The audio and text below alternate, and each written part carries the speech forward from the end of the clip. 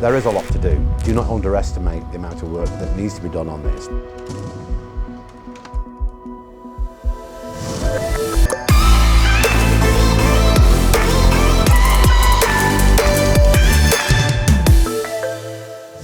So last year the FCA announced a new principle, a Consumer Duty Principle 12, which is designed to replace TCF, or treating customers fairly. And really what the FCA are after is to see kind of fundamentally improve how firms serve customers and to get good outcomes for customers. So there are three overarching and cross-cutting rules with regards to consumer duty. So acting in good faith, avoiding causing foreseeable harm, and enabling and supporting the retail consumer to pursue their financial objectives. Four outcomes as well around the products and services, price and value, customer understanding, and customer support.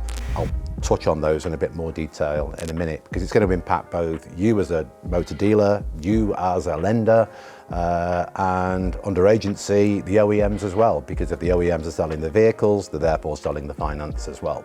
So it impacts on everybody, and everyone that is regulated in this is going to be impacted. First of all, we need to understand the kind of the two entities that the FCA talk about, which is a manufacturer of a product and a distributor. So you won't be surprised that a lender is a manufacturer of their finance products and the motor retailer is the distributor of the finance products. But it's not quite as easy as that because there are other parties involved. This also applies therefore to the dealer and the dealer website.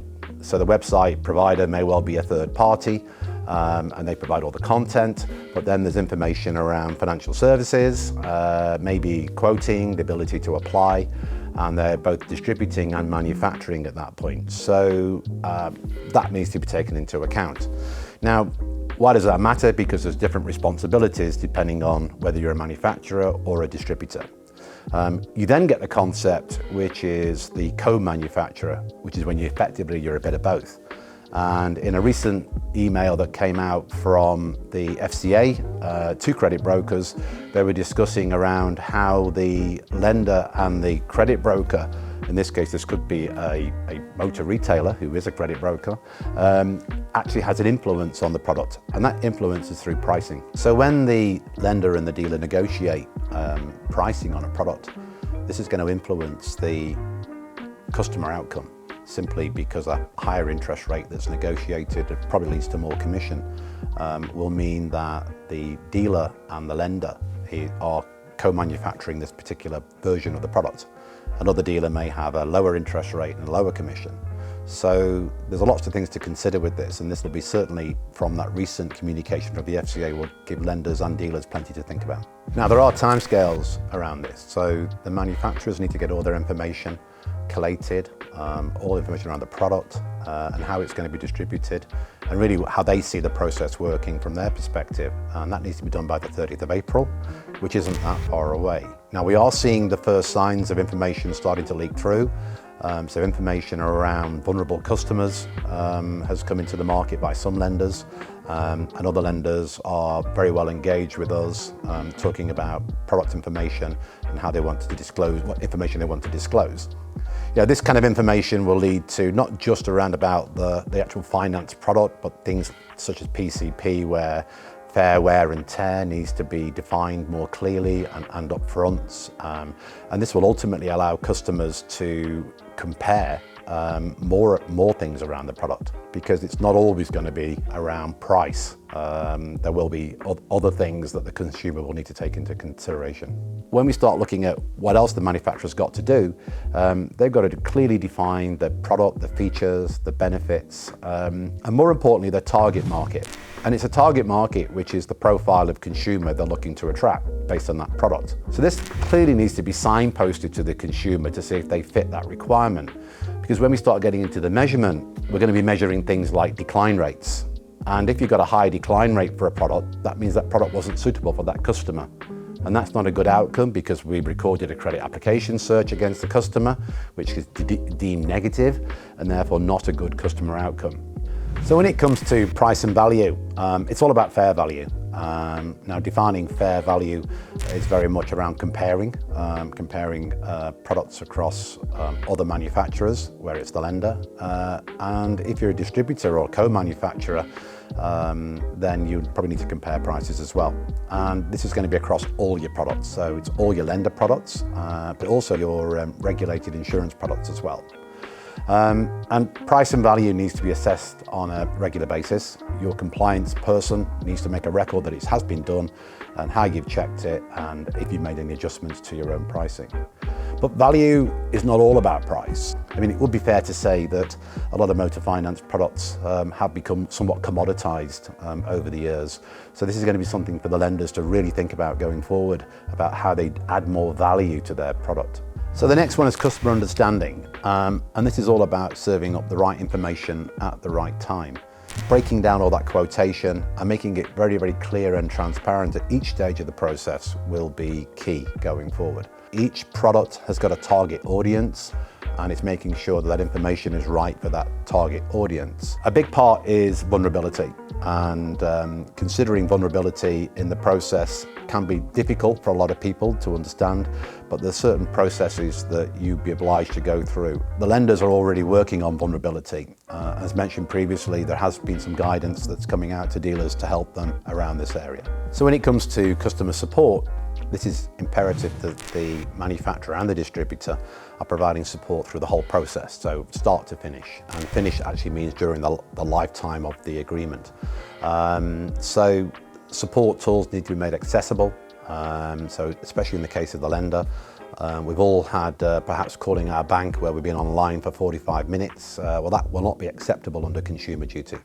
So these are kind of referred to as sludge practices, full of friction, poor service, which can lead to bad outcomes for the customer and be harmful. Now, typically, again, I think motor finance lenders and dealers are particularly good at this area, so probably not a big problem. But certainly measuring that and looking, make sure you open all the channels up so that a customer can get in touch with you and communicate with you in whichever medium suits them. So why does this matter? Well, the new Principle 12 or Consumer Duty rolls out really from the 1st of August. So all our implementation plans need to be done by the 31st of July, which is only a matter of months away.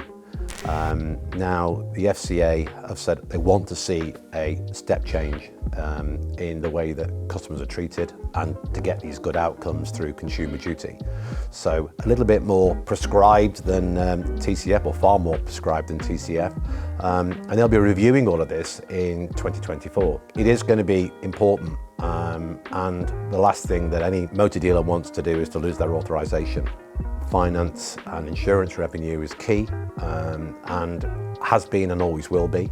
So the lenders will be working very, very closely with the dealers to ensure that, I suppose, that they can deliver on the new regulations as easy as possible. We've been working hard now to, I suppose, to interpret these guidelines and rules so that we can make our technology even easier to use for consumers, but also very easy to use for the motor dealers as well. So things like product suitability, pre-application is something that we're already doing. So we are refining that now because as opposed to it being generic information, we're going to be bringing in more of the lender information specifically around this area. And adding more content in there to help that consumer during the process. We already have a very strong process in auditing data and auditing that journey, and we're only going to add to that and give that information back both to the consumer and to the dealer so that it's very, very clear and transparent as to what that customer journey looked like, what products were offered. So then when we look at the journey, and we need to split it into two parts. So, I mean, we've got the role of the dealer here and the role of the lender and where they fit in. So let's have a look at the dealer first. So when it comes to the dealer, there is a lot to do. Do not underestimate the amount of work that needs to be done on this, because you've got to work with each of your lenders and understand what they expect from you, and then combine that into possibly one single process, which could be challenging. From a technology perspective, and our view of this is we're already doing that. We are trying to take all the component parts of the lender journey or the lender requirements and bake that into an online journey that will be seamless for the consumer. Online can be very much done. It can be very much audited. We can take a customer through a journey. We need to put touch points in there for the customer to reach out if they don't understand certain parts of the product, so where they need to make contact with the dealer, and that's going to be important. So that'll be something that you'll need to ensure that your software supplier or your media company has all in place by the 31st of July. I think the showroom then becomes more important because it's that face-to-face, it's the vast majority of applications are carried out in the showroom, and it's how you and your sales team converse with the consumer and how you record all of that. Now, this is proven challenging over the years.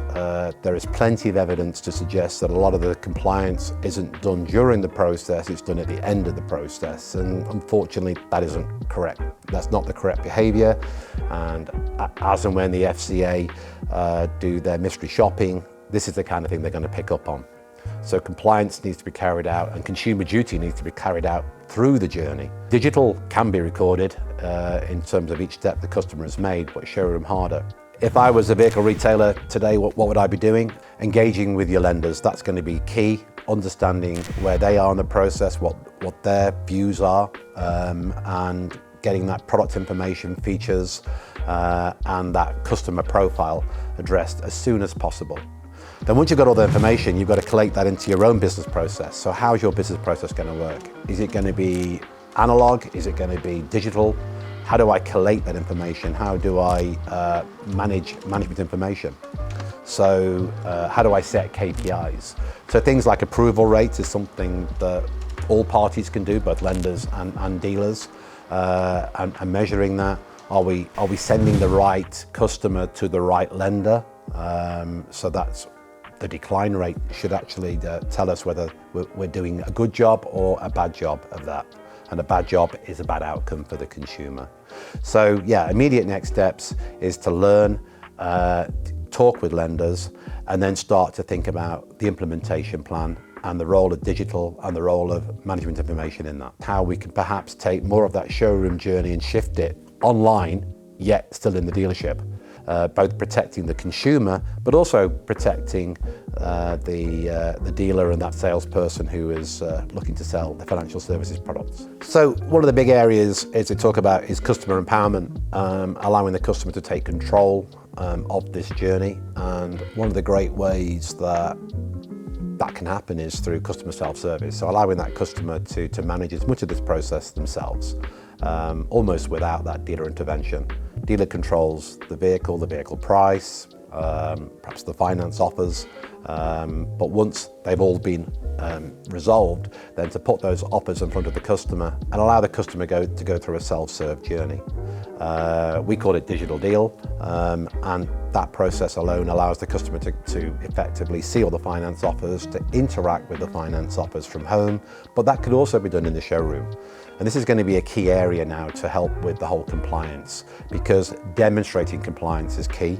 Demonstrating and understanding what financial offers were presented to the consumer and that consumer journey, recording that the consumer actually understood each part of the process, the questions that the lender wanted answering, all this is managed and we documented somewhere. Whether that be done digitally or whether it be done manually, this needs to be done. Evidence is king here, and it's something that technology has a key role in.